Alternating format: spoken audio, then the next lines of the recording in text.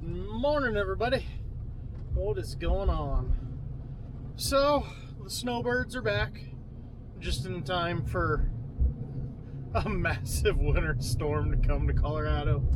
I think where we're at, it's going to be a rain event, whereas Denver, they're talking potentially 2.5 feet of snow. So that's what I was joking with them last night. I go, you guys missed the nicest week of the year. You left one right after it was frigid, and you're back just in time for a massive snowstorm. Oh well, things happen. So today, let's see, what do we got? Oh, we got to get one of the red tractors dualed up and get that over to Kenny, because we got to steal the nice green tractor away from him. That'll make him real happy. But we've got to get planting oats because we have that rain chance. We need to get moving on our oat crop. We're already a good week behind. Between Maddie and Hector, we've had somebody running the disc ripper this week, trying to get some more ground tilled and ready for something. Not knowing what yet, but something. So yeah, we've got a lot of different things going on. I think Maddie this morning went to get cattle. Drop the dog off. There he goes. Maddie this morning went to get cattle. We had a pickup load at the auction last night. So she'll bring them back, and mix them in with the ones Hector brought from Tuesday's auction. We gotta get those branded, worked, and ready for life. I don't even know what that means, but you know, whatever. Let's keep moving. I'm hungry. We can't talk before I've had my burrito and my energy drink. So I'm gonna go get that and then we'll catch up. Yeah, all right. Got my Monster, got my Gringo burrito. All is well. See how many more tongue twisters I can get caught up in. So I came out west of town to this little farm to look at this field. We're wanting to plant oats here. I think we can just plant it as is. So we chopped the corn off of this, as you can see. Well, hopefully you can see the residue. And then just ran the VT across it right after we harvested it, because we brought the VT in to disc the ends for them. And then I think it was Maddie just worked it as they cut it, so that way it was done. I think we can just come in and plant this. The hard part is going to be putting some furrows out there for the water to follow. Let's go see what the other end looks like. Well, I'm sure with the sun glare it's kind of hard to see. Yeah, I think we can go ahead and plant this. Like I said, my worry is the furrows. Our toolbar for doing small furrows, not big corn 30-inch furrows, is on 22-inch.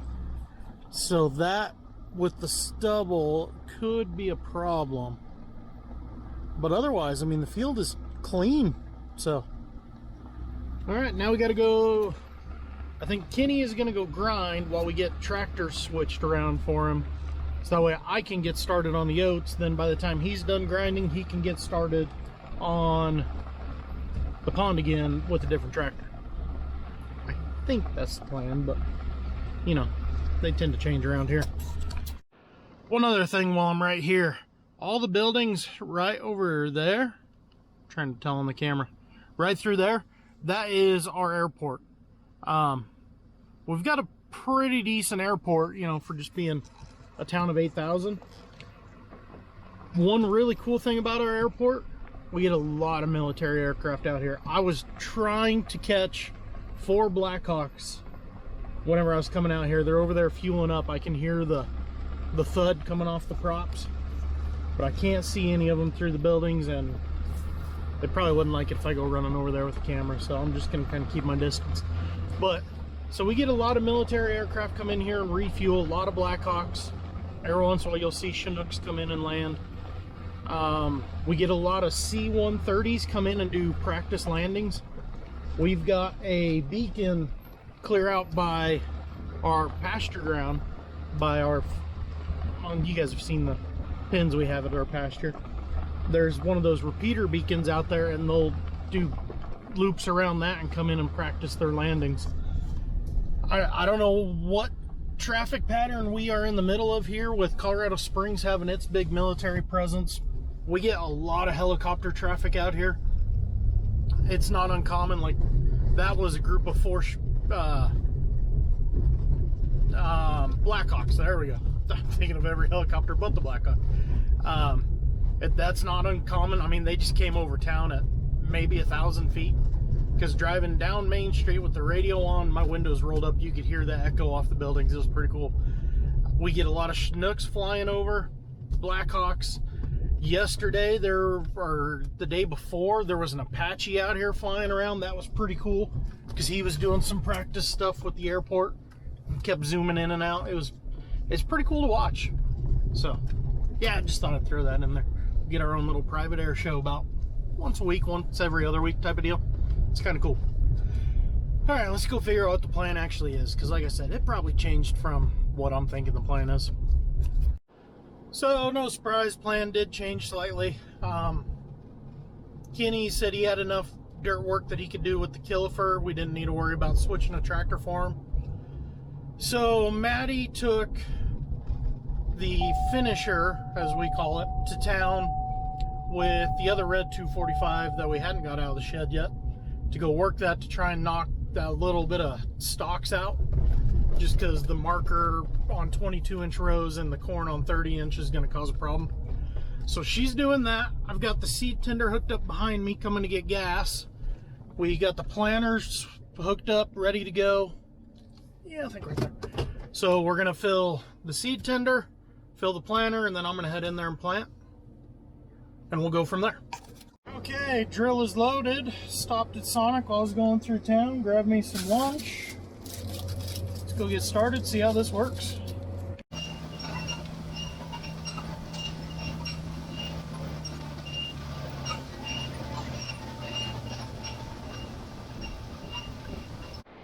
So you can see quite the drastic difference from when I looked at this morning, and you could see every single row out here till now.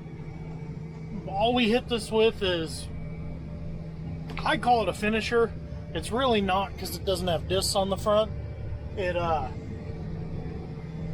Field cultivator, there we go, or digger, whichever version you call it by. But it's just got the shanks, you know, the little sweeps, the drag harrow, and it's not, the harrow is just truly a drag. It doesn't have any pressure, and then a basket on the back, and it's not that impressive of a machine. Honestly, it was wore out 10 years ago. Now it's really wore out. We put zero effort into maintaining that dang thing, so it's no surprise every time we go to hook it up. It's usually got 3 flat tires, several bearings are out. Bart and I, when we were messing with it, well, me, Bart and Glenn, when we were messing with it this morning, we were talking about all the sweeps on it need changed. All the bearings on the roller basket need change, and I can tell that out here, because you can tell there's times them baskets lock up and leave a ridge. But it is what it is. Of course, the seed would kick on. It is what it is. All that matters, though, seed's going in the ground. They're getting what we call the marker hooked up to come make furrows in this, so we can flood irrigate this. Hopefully starting tomorrow? I don't know. I've already got 8 acres planted, so this is going along pretty quick, so we'll see how this goes now.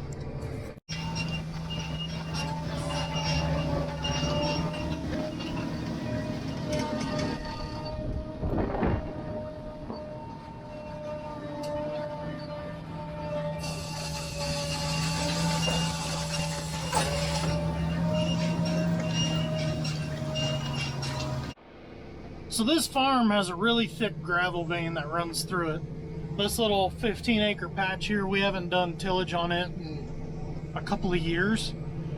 Because of the gravel vein, we're trying to leave the soil alone to get the water to hopefully come across. I don't know. We're just trying some different things here. But this bare spot here is where the gravel vein runs. So it starts off kind of in the corner of the farm over there, comes through here, and then cuts across there. It is next to impossible to get the water across this section of the field. There's been times where Cody's left the water set up there for 24 hours and it doesn't get any farther than where you can see all the growth out there. So it's kind of frustrating. We're trying some different things, trying to figure out how to get the water across it. It's one of those frustrating things with this farm. We farm a lot of ground for this landowner. This farm's got really good water because it's got a well and canal water, but the soil just isn't here to support it. So just gotta try some different things. It's the beauty and frustrating part of farming. No two farms are alike. That's why it's frustrating when there's any sort of policy made that's a cookie cutter, do it this way or no way, and it's just like, that's not how farming works. But let's not get sidetracked into the fun world of politics. Just wanted to point that out. About 2/3 done. Waiting on seed. Hopefully they get here soon, because about 2 passes and I'm out. Okay, so I've never been around soybeans, so I don't know the dreaded soybean dust everyone talks about. I've been around milo, and I can honestly say I would much rather be around milo all day long than oats for a short time. Just refilled the drill. The wind was not exactly the way you want it to be. I feel like I'm covered in 1,000 little knives, because to me, oat dust hurts. Milo dust makes you itchy, but for some reason, oat dust, it like hurts. It feels like it's stabbing you. Can't take it. But either way, got about 10 passes to go. I came over here to the edge, so that way you didn't have to drive all the way across the field to refill. But yeah, about 10 passes to go. Then it'll be time to get back north of the river where I'd much rather be. Now, first 41 acres is in the ground. Now for the long move north. It's already just after 4. I got a meeting at 6 to go over some more stuff for our barbecue in 2 weeks. Or not even 2 weeks. Now it's about 9 days away. So I'm gonna go ahead and just wrap up the video now, because I don't know what the rest of the day is gonna hold.